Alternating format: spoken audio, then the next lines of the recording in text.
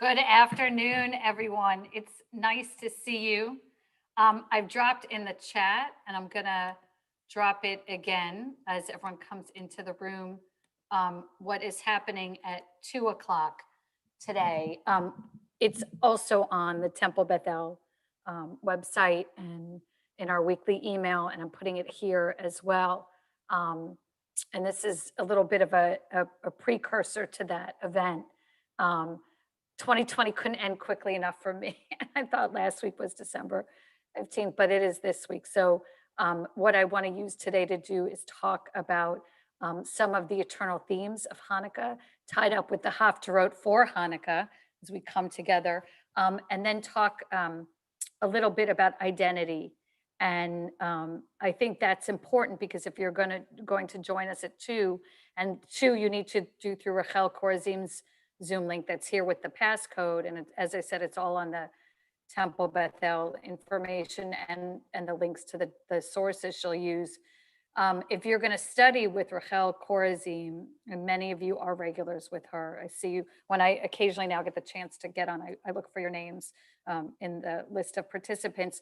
Rachel Korazim, who's this teacher from Israel at 2 p.m., her life is completely tied up with the Jewish people. And its most significant events of the 20th century, the Holocaust and the birth of the state of Israel. And I think what I want us to kind of look at today, inspired by the concept of Haftarah, inspired by the prophets and inspired by Rachel, and also by Jonathan Sachs, who we'll come back to as we did in the first class, is think about how much is your life affected by Jewish history? How much does Jewish identity impact your everyday? And beyond your life, the life of people that you love, how much is it there? Because when you learn from her, you see it tremendously interwoven. And when you look at the Haftarot, you see that these prophets and Jewish tradition wanted it interwoven. So that's what we're going to look at today, and then have time to reflect on that. So I want to wish everyone a happy Hanukkah. I want to thank Ross, and I think Marissa may or may not be there as well, our producer for today, and just wish you all good things. So let me share my screen so we can look at this. We'll go from the beginning. And here we go. Okay.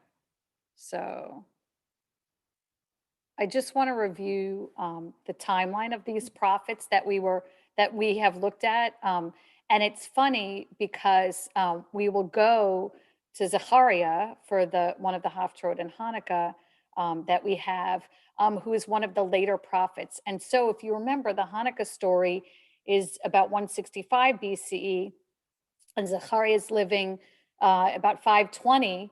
So you've less time between him than you would have between an Isaiah or a Micah or an Ezekiel, who was the first prophet that we looked at that are there.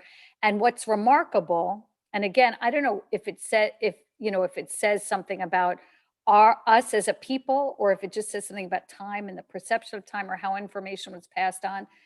I think that the intensity of events that happened hundreds and hundreds of years ago for these prophets, right? Because you have the Moses and his death, then you have the prophets, then you have the period of time from the prophets to the Hanukkah story.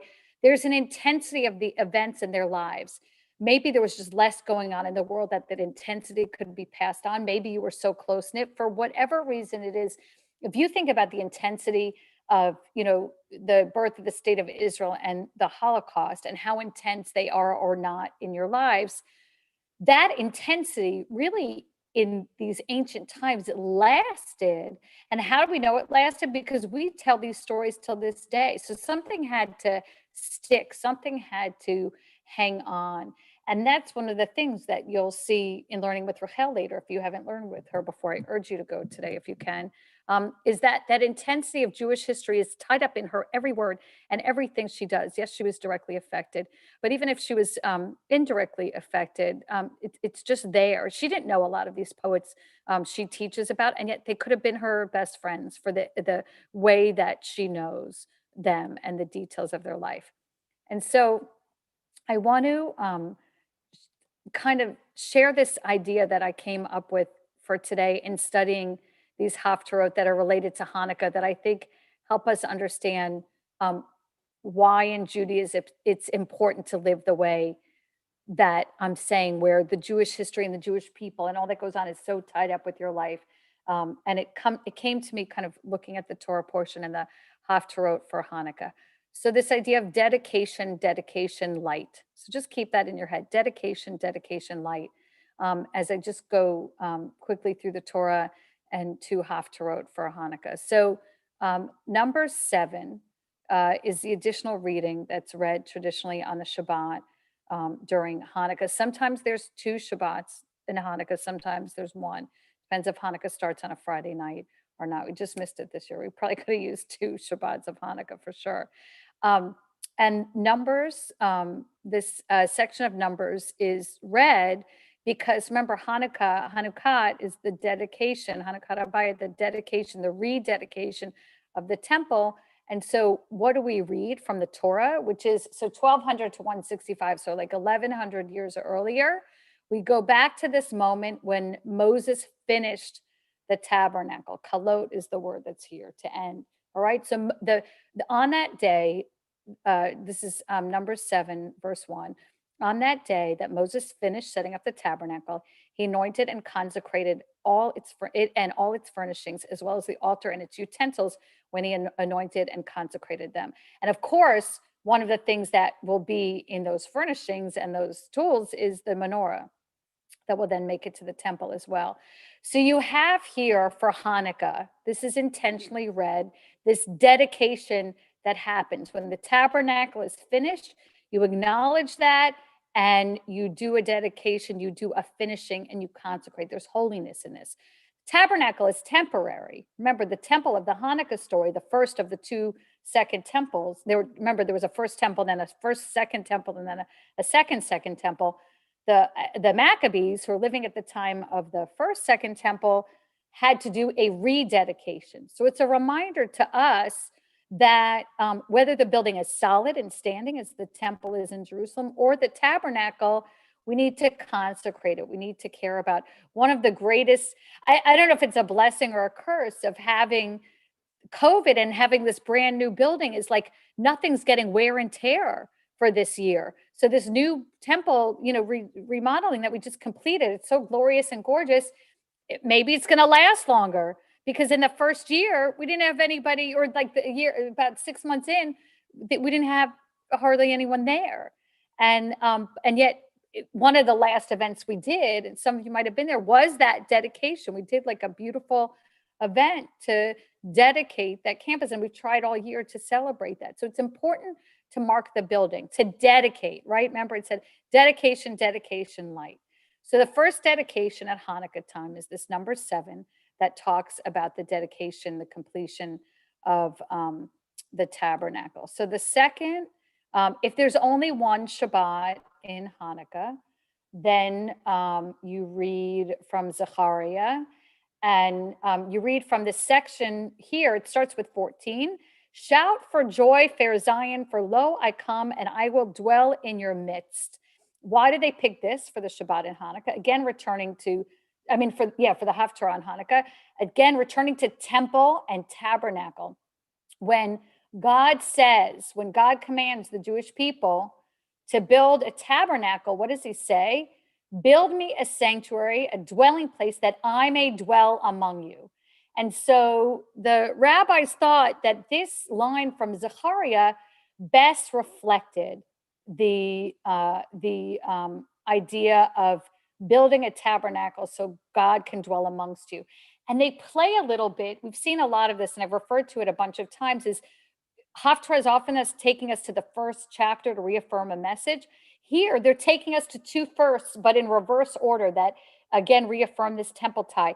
They do the first dedication of the tabernacle, right, with this number 7, where you have the end of the finishing of the tabernacle and the dedication. So that's a first dedication. But then in the Haftarah for Hanukkah, they're actually going back when God commanded the building of the tabernacle. And God said, build me a sanctuary that I may dwell among you. A lot of synagogues have that over their ark. And they picked the Zechariah text because it reflects that. Shout for joy, fair Zion, for lo I come and I will dwell in your midst. So dedication, right? So what's the third thing I said? Dedication, light. So if there are two, you only read this Haftarah from Kings if there are 2 Shabbats in Hanukkah, right? So that doesn't happen every year. But when there are 2 Shabbats in Hanukkah, the second Haftarah is about light, all right? It's about this mentioning of these lampstands that will bring light. That's that menorah that we know. And Solomon made all the furnishings that were in the house of the Lord, the altar of gold, the table, for the bread of display of gold, the lampstands, 5 on the right and 5 on the left. And it said about these lampstands that they were one piece of metal, that it was all one piece together. That's often understood to be as a metaphor for the Jewish people. So this idea of dedication, light, sprung out to me from looking at the Torah portion and the 2 Haftarah for Hanukkah. How? The first dedication is the dedication of the tabernacle, right? The second dedication is the command to build the tabernacle, and then you come to light. And it made me think about Jewish study and the way, we try and encourage people to learn about Judaism and to dig deeper in their knowledge. And one of the reasons I keep, pushing this for Chela Vendit too is she is literally the best teacher out there for Israeli poetry, the intricacies, the things she knows, her passion, everything that she does. And she makes it come alive. I learn from her, right? Many of you have been studying for years. I have no doubt you learn from her. And so for me, what the message says is that you need to first dedicate yourself to Judaism, right? Like just take care of the basic stuff. Just dedicate yourself to living a Jewish life. But if you are able, right, and the second Haftarah is another reaffirmation, if you are able to dedicate yourself to even more, right, that concept of creating new, of building something new like this tabernacle, dedicate yourself even more. And then, only then do you get light, right? Like it's important. Oh, she's known, yes, in Toronto and Canada, they love her too, yes. It's important. What I love about this is like the doorway is Rabbi Alan Smith, who was the head of the youth movement in Reform Judaism, was like an awesome man. He just always said, the doorway is always open. Like you just gotta, and there's different doorways for different people. And Judaism says, like, just start, just do something. It's not, far away in the heavens that you can't reach it or across the sea. It's there in your mouth and your soul. And so do it. Dedicate yourself to Judaism, even dedicate yourself deeper. But if you really dedicate, you will find light. And I have no doubt that for those of you who are like regulars at Torah study or regulars at Lunch and Learn or have a great teacher or someone that they learn with, that you get light from your Jewish learning that's there. You have to start. You just have to be dedicated. But if you really stick and commit to it, then you have to, then you'll get light out of it. You'll get insight. It's so funny. I am not from the meditators at all, but I'm reading about meditation. This is so me. I'm not meditating a little bit. I did with Amy last night for her Hanukkah meditation, Rabbi Peza, but I love learning about it. And Dan, I forget it, Dan Harris, who is 10% happier, was on Tim Ferriss, and he gave this metaphor for meditation that I love. Still not getting me to meditate so much, but it's helping me look at the world. He said, when you're in the intensity of everything, it's like you're in a waterfall. Meditation is stepping back and looking at the waterfall. It doesn't mean that the intensity of emotion or all that you're feeling or all the things in your head have gone away. It's just stepping back and looking at them and seeing them. And I love that. And I learned that. And it would take me years, to achieve that understanding. But because someone said it, it's the same thing here. Dedication, light. If you really stick to studying something and really immerse yourself in a Jewish life and Jewish living in the way that many of us try to do, you will get light from this time. I think for me, like that's been the most powerful thing about the pandemic is like how many times I've turned to Israel and Jewish texts and Jewish history and what's going on in history more than anything, to get through today and be like, I'm from a resilient people. Like it's okay. We're gonna press through this and, get through this in our best way possible. That's when you see the light that's there. Margaret, go ahead.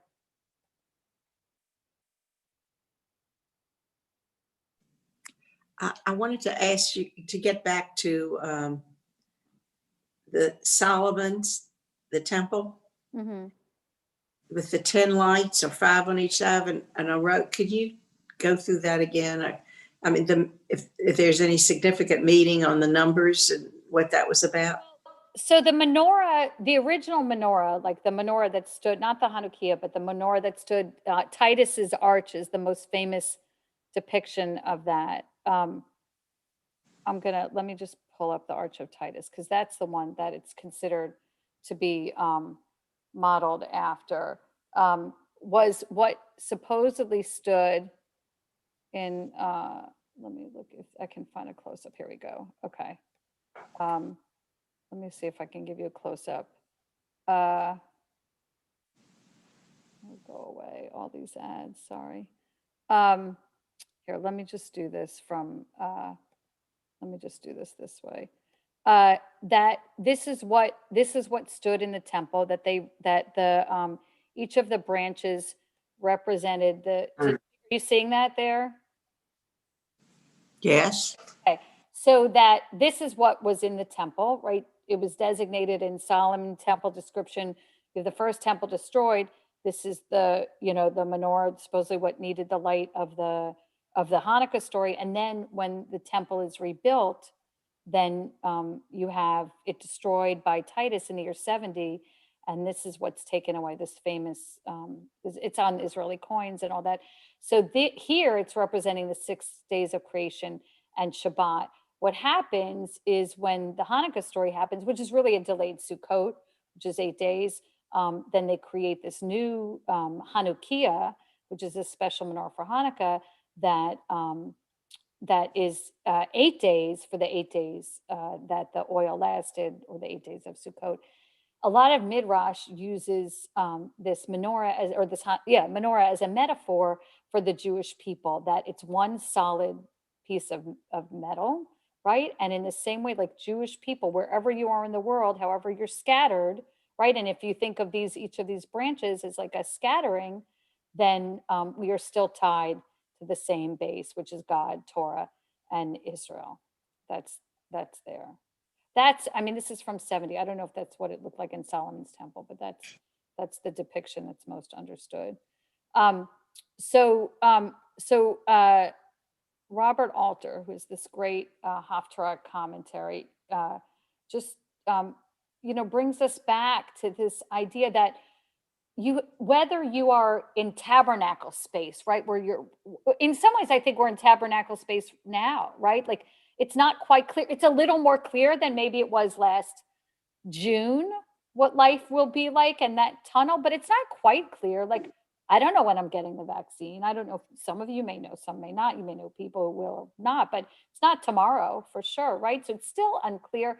We're still in this tabernacle time versus temple times, right? Like before all this, and God willing, after all this, when things are solid and firm, whether you have that permanence of temple times or that unsureness of tabernacle times, these structures are there and they live for us with this intensity. The two great structures, as Alter says, these two great structures of biblical antiquity, the tabernacle and the temple, are recalled on the Sabbath of Hanukkah, when the rededication of the second temple by the ancient Maccabees is remembered and a messianic temple of the future anticipated. In the absence of an external shrine, many teachers spiritualize the symbolism of the temple and its themes. For some, this imagery opened up cosmic and heavenly perspectives. For others, the act of kindling the lamps was interpreted more personally as a rededication of the self to divine service. So this is what this holiday can push you to, right? In this way, the Festival of Lights, Chag HaOrim, provided an occasion for the Jew to focus on spiritual direction and enlightenment. Toward this end, old halachic topics were often remarkably transformed. For example, in old rabbinic law, a distinction was made between the common wicks and oils permissible on Hanukkah and the more stringent specifications required to be kindled on the Sabbath Eve. This theme was spiritualized as well to foster the hope then one might transmute natural desires into a refined service of God. In this way, say many Hasidic masters, the body could be a true temple for the soul, right? Because there's no more temple. So I have a question for you before we go forward. I don't know if you found this or not, but like, so my ex-husband has COVID, and my daughter was there when he was diagnosed, and she'd been there already a week, so there was no risk of me getting it. But now, and she's negative, but she has to stay there, right? Because so all of a sudden, like now I'm like, oh God, divorce and COVID is a whole new layer. Once someone in your system gets it, it's really hard. I had no Hanukkah with my daughter. I had absolutely no Hanukkah. FaceTimed every night to light the candles, but it's sad and it's tough. And then I'm thinking, well, maybe in this like pared down Hanukkah where we're not going to parties and we're not, spending money probably in the way that we would have if things were normal, and we're not, going out all the way, maybe in like some way, like people are reaching inwards more, which is really what the holiday is about. The whole, like whenever I walk in a Target and see a Hanukkah section or Ross or TJ Maxx or whatever, or like there's been commercials now, TikTok and Facebook are good about like giving some airtime to Hanukkah. And that's really lovely. But the message of the holiday is that like when there's not a temple standing or a tabernacle that we're schlepping, like there's still light in front of us if we're inside of us, if we're dedicated to Judaism. So I don't know if your Hanukkah's for you or for your kids, or if you have grandkids, if they were different or not this year, or deeper or better or worse or different. Or I want to, before we go forward, share that. And for me it was completely, I mean, I knew it would be a lot different, but I had no idea I wouldn't see kids at all. And it's a different year. It certainly led to a lot of introspection for sure, and making sure to call her. So how are your Hanukkahs, or how are they going, and what are the, and Roberta? For so many of us, we made a big deal out of Hanukkah when our kids were young. And I remember having Hanukkah parties, and that's the last photograph I have of us in front of a Hanukkah. And now with adult kids who are living elsewhere, it's very, very difficult to do anything. And yet we're trying to get away from the materialism of Hanukkah. Mm-hmm. I hear you. I created a Zoom for lighting candles and on Friday night before our services with family. Nice. Temple, and my little cousin was in the service, and I wanted, but they're not going to want me, maybe. Your little cousin, they might. I did that too. Yeah, so it's like, you know what? Let me make a Zoom, and I'll drop the link, and if they want to stay on, they stay on, and I never would have done that in any other year, and now like I think I'll do that because we're. Well, I was lucky. First of all, I just have one son and daughter-in-law and grandchildren here. One has had COVID. I made them all get retested like 2 days before they could come over. And I really did the same. I had the whole place decorated. It's still like that. I mean, the whole house. And instead, I used to always do this door on the outside with cards. I live in a condo. This time I put it inside.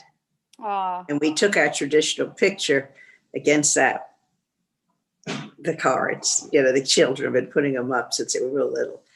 But I just did the same thing. I made the best latkes ever made and everything. And it was good. But we did Zoom with my grandson that's in Las Vegas. It's hard. Yeah. It's very hard. I think we're doing our best. And I think, we're thinking about ways to reach out. We really are like publicizing the miracle. Like this is a time of miracles. Robin.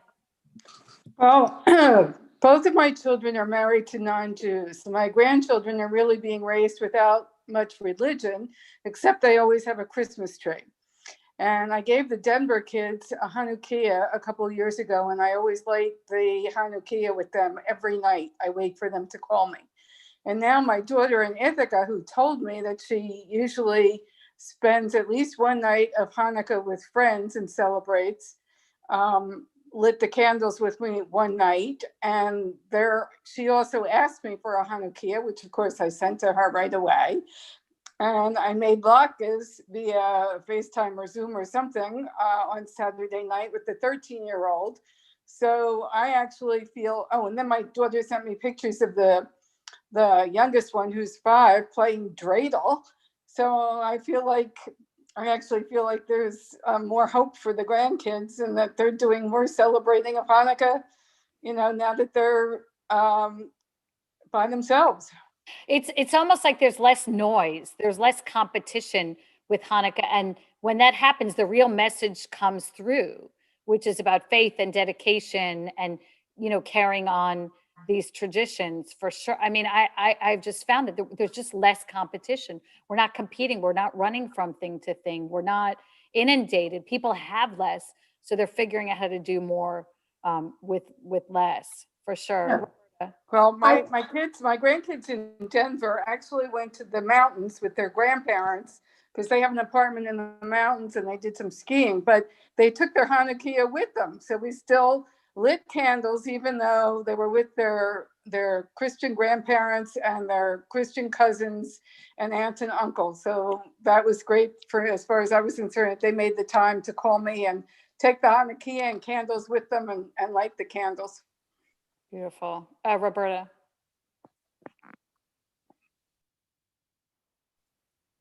I think besides Hanukkah and the miracle of Hanukkah, it's a holiday of freedom from oppression. And I think we're much more appreciative of that significance this year than we have been in many years prior to this. Amen. Amen, for sure. I want to go back to this dedication light, and just expand on it a little bit more. And I think in a way that this message that, we have times when we have a solid, strong temple, and sometimes that when we have a tabernacle, that it can reflect in our lives. And if these are tabernacle times and things are more fragile, then in some ways you go back to what Moses felt, right? You go back to that intensity of Torah. And that's, let alone imagining the intensity of the birth of the state of Israel or Holocaust in your life, but to imagine that the intensity of Moses dedicating the tabernacle after the whole slavery experience, after knowing, what's coming ahead with many years of wandering, after this communal effort to build this tabernacle, in that impermanence is that dedication. And that can be a metaphor for us, that like if we are dedicated, there will be light, there will be connection with God. And that's just what I'm trying to convey, is that, if you watch Rachel's teach it too, or watched her before, that intensity of Jewish history so present in every word. And Hanukkah is really a model and a metaphor for how to live that way, like that the temple, the tabernacle is so present in the Haftarah and Hanukkah and history, that like it can even be present for us. And maybe like in these fragile times, we can go back and see, okay, I'm going to stop sharing, and our main man Ross is going to play something in a moment. So I wanted to, in addition to looking at this idea of dedication light, I want to look at a concept that Rabbi Jonathan Sachs brings up, which I think also reflects in Rachel's teaching. I think it reflects in Hanukkah, and I think it is a way to help us achieve that light after being devoted. So Tim, I love podcasts. Tim Ferriss has an awesome podcast. He's a tech business guy. I don't know why. In August, he had Jonathan Sachs on, and Sachs was still healthy. My understanding is his death was relatively sudden.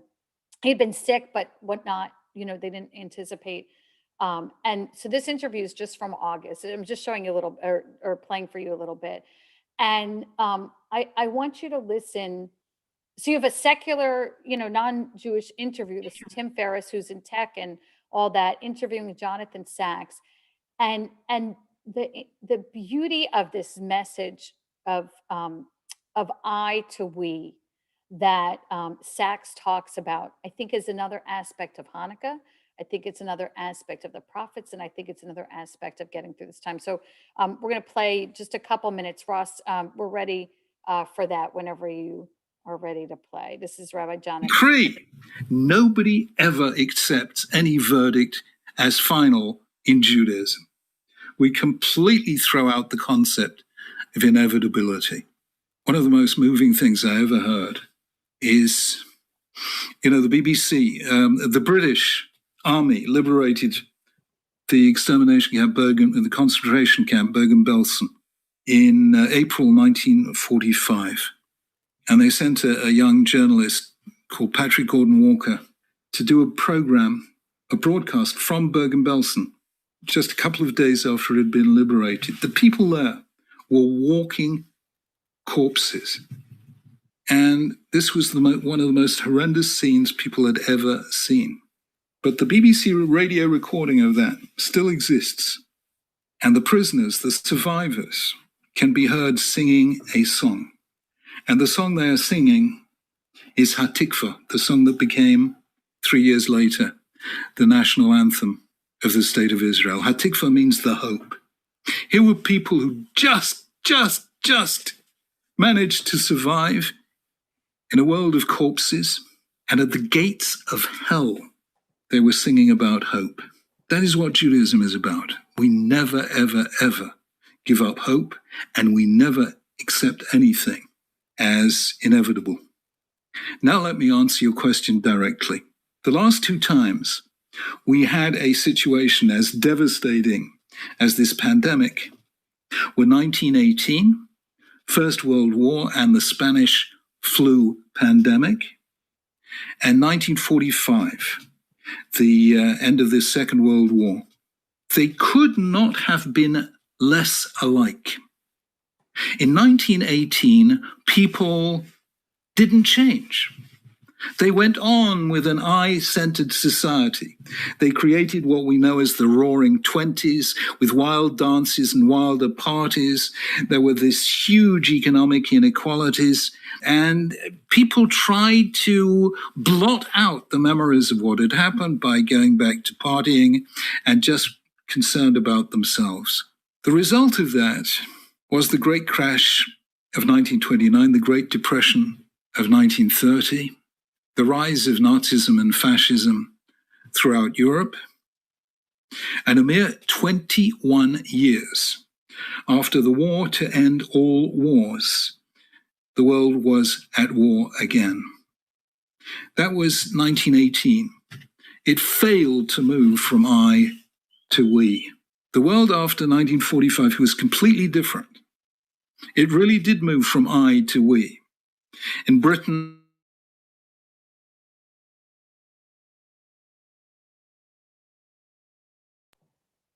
So Sachs, he sounds so strong. It's so sad he's gone. It's unbelievable. This I to we that Sachs talks about in order to illustrate why, what he was giving a world lesson, but also bringing it back to Judaism and this moment at Bergen-Belsen where the world had just changed so substantially. And I think that that's another thing that will come out in Rachel's teaching and the way she teaches.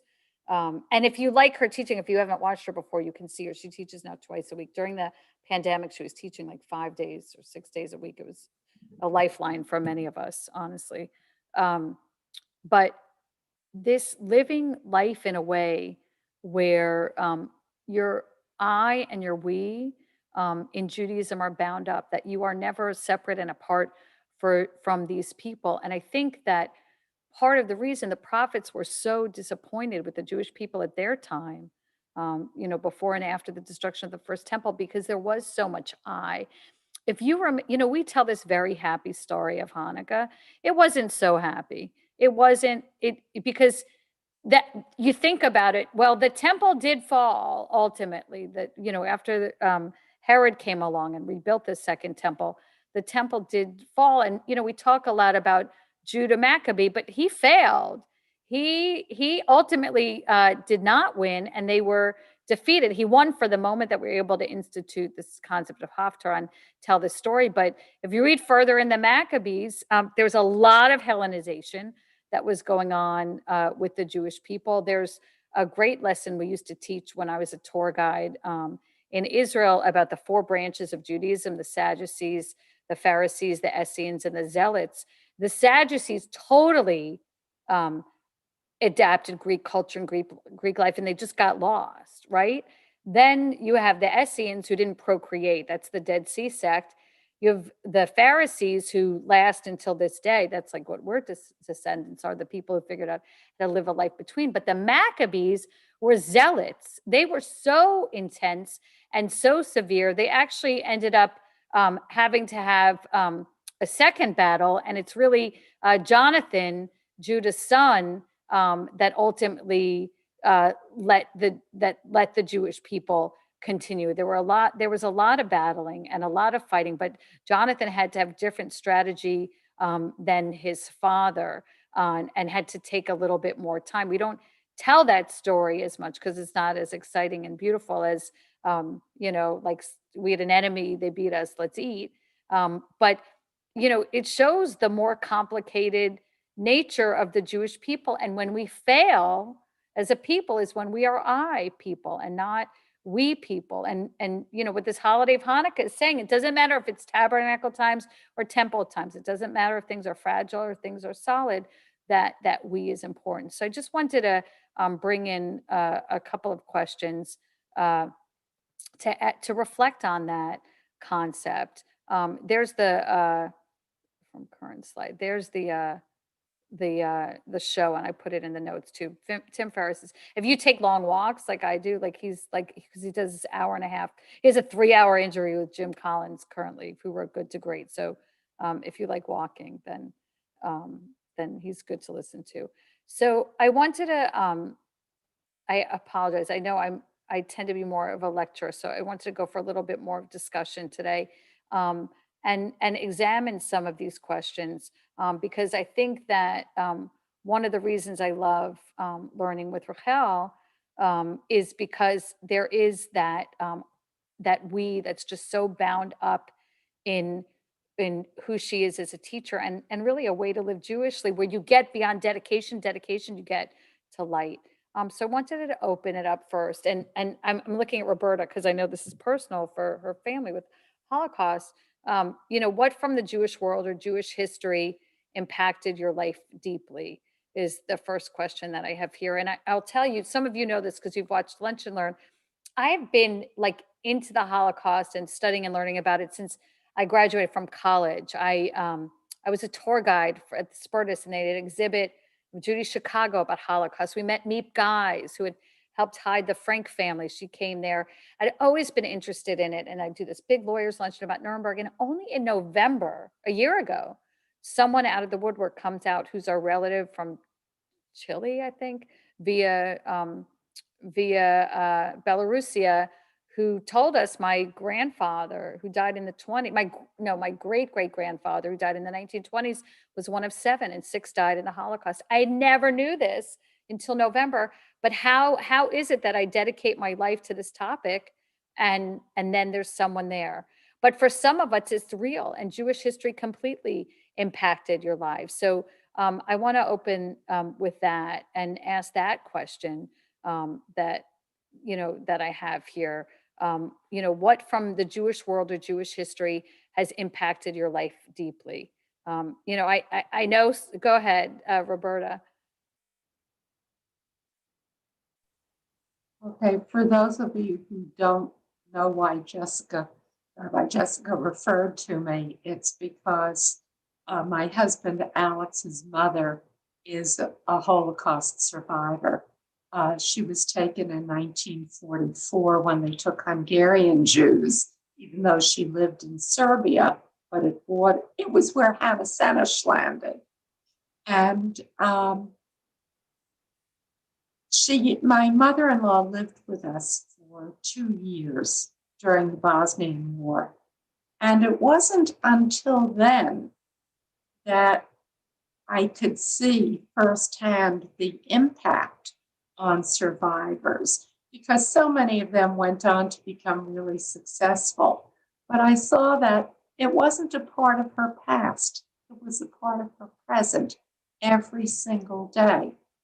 And she always kind of cowed before authority. She didn't question anything a doctor said. Just little reminders of the horror that she had gone through. And the March of the Living really made the experience even more immediate. Because as much as we've learned about the Holocaust, it's not until you were standing there, and I think it was Norman who said, "This is where I was. And, this mound of ashes includes my relatives," that your heart just drops and you realize the connection and the enormity of it and how ongoing it is and how frightening today's anti-Semitism is. So I don't know how many of you know Rabbi Alan Litwack in Miami. He's a dear friend. And his wife is Deborah Berkovitz Litwack, whose father is Laszlo Berkovitz, who was a rabbi. Larry, I think he went by. He died yesterday. The funeral was today. Dan's very close with the family. And he was a survivor of Auschwitz and told his story and went on to, he was a chaplain in the army and went on to become a rabbi because he was a chaplain in Hawaii and was leading Jewish services. And someone said, "You sing well, you should go into this." So, it's very permanent and it's very there. Anyone else have any thoughts about the impact of Jewish history on your life? If not, I want to go. I know a lot of you have. Oh, is there a hand up? Sorry. Go ahead, Alan. I think that I want to tie two things together that you started talking about, which was immediacy or currency of topic, or whether it was important to you, and this concept of the Holocaust, and the concept of the people who are 500 years later or 1,000 years later. I think given the nature of today and the number of items that we're hit with over and over again, and our ability to change history by rewriting textbooks incredibly quickly, or rewriting books quickly, or having people write other pieces that you read, that the immediacy will be much shorter. And that I would guess that 100 years from now, the Holocaust will not be the topic that even the items that were thousands of years old for us are, because the documents that we're reading will not be the documents that we read today. Anything that's not, quote, in the Torah, or anything that's not in the Haftarah will lose its immediacy. The same way that the birth of the state of Israel in the 1880s, essentially from Zionism, is a far cry from what we think about when we think about the birth of the state of Israel. We think of only 1948. We forget about the fact that Zionism started in the 1880s. So I think that we are going to lose the immediacy that we have today. I think you're right. I think the half-life of events is so much shorter. And that's what I was saying at the beginning, because they were just bombarded with less in ancient times, and it meant more to them. We're bombarded with more and it means less in some ways. And that's why, it's like rings on a tree.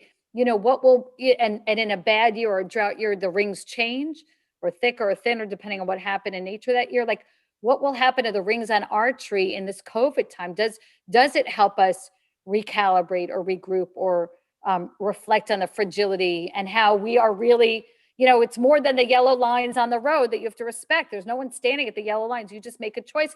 Wearing a mask is the same thing. It's just saying I'm part of a society that's bigger than myself. But I think you're right. We're battling a lot of influences. That gets perfectly to my second question, which was what worries you about the Jewish people and what gives you hope. I think what Alan referred to worries me. I hope that we're wrong, and I hope that the Holocaust and the power of the history and the story will stay. What worries me more, and I see this, like, there's just not a curiosity about history that I see it in my son, I see it more, but in my stepdaughters and my daughter, I don't see it as much. Like, it's just, there's so much, if you can access all these things at your fingertips, like, why would you watch, that? One thing that gives me hope is The Crown and things like that, like these historical dramas that, tell the stories that maybe people will look into a little more. But everything's at your fingertips now, so you don't have to memorize dates or speeches in the way we once did. I hope that it changes and that there is a curiosity. And I think that's why our role as a synagogue only gets more and more important, because we have to accentuate like the message and the stories. Like, the world is very happily going to accentuate the materialism of Hanukkah, but who's going to accentuate the hope of Hanukkah? That's the synagogue's job. It's not Target's job. And so, even that story of Hugo Gryn lighting menorah with his father in Auschwitz, I hope that doesn't go away. Margaret.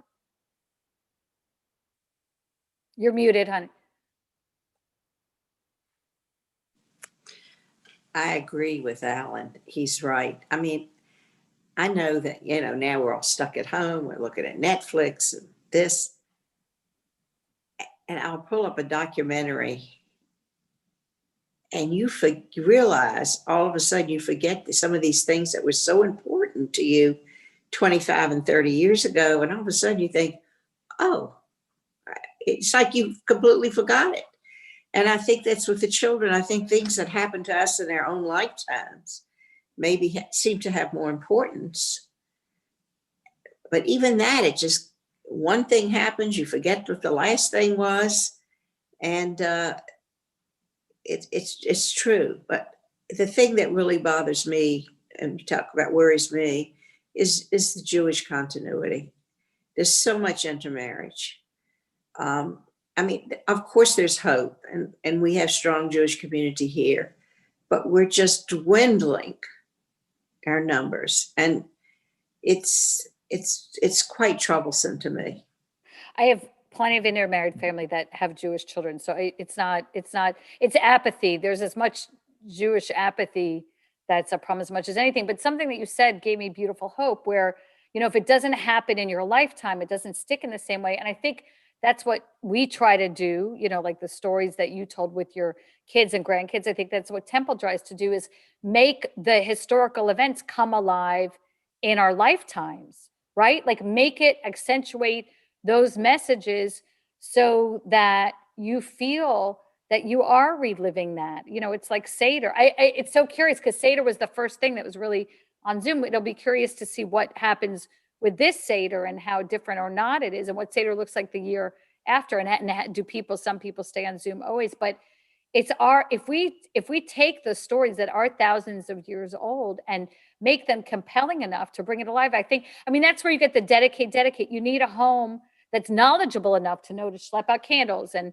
light them, and what's the night you light them, and say the prayers and sing the songs and all that stuff. And there's that, it's such a sad story. I think Elie Wiesel tells it about, like, there was a beautiful text that was written and passed down from generation to generation, and at some point they just stopped opening the box and just passed the box down and never looked at the text inside. I think that's what we do. Yeah. We have these like kind of surfacey things that we know, but like, we don't say, like, go deeper, learn more. And when you dedicate, you get light. If only people knew. But you're right on the apathy. I'm talking to a cousin of mine. What do you do about Hanukkah? And I just spent hours making latke. The whole thing. She said, why don't you just buy the latkes? It's easy. And I said, oh no, I want those kids to come in and they smell the house and it's grandma cooking latkes. It's true. It's just that apathy. People don't get it. Yeah. It's in our hands. That's the thing. We have to be the one dedicated and dig deeper. Roberta, you have to unmute. Unmute. Okay. You reminded me of something that was said when I was a member of Holy Blossom in Toronto. And Rabbi Dov Marmer came into a class that I was in, and he was talking about our knowledge of Judaism. and how so many kids stop studying once they have their bar mitzvah. That's it, and they drop out. If they go to confirmation, then they drop out. And he used an analogy, which I'll pass on. He said, imagine if everything you knew about sex you had learned by the time you were 13.